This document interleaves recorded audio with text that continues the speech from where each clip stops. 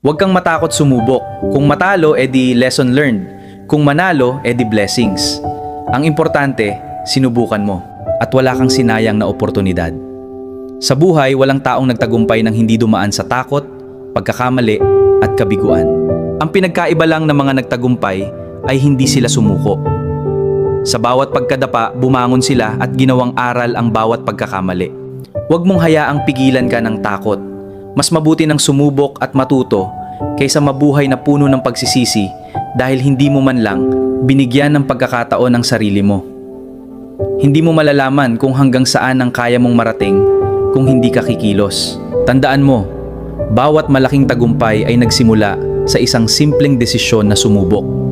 Walang garantyang magiging madali ang lahat, pero siguradong wala ring mangyayari kung hindi ka magsisimula. Ang bawat hakbang na ginagawa mo ngayon ay unti-unting maglalapit sa'yo, sa pangarap mo. Kaya huwag mong ikumpara ang simula mo sa tagumpay ng iba. May kanya-kanya tayong oras at paraan ng pag-abot sa pangarap. Ang mahalaga, tuloy-tuloy kang kumikilos, natututo sa bawat pagkakamali at hindi nawawalan ng pag-asa kahit mabagal ang progreso. Darating din ang araw na mapapangiti ka dahil sa lahat ng hirap at sakripisyong pinagdaanan mo. Kaya lumaban ka. Sumubok ka, magtiwala ka sa Diyos, at gawin mo ang lahat ng makakaya mo.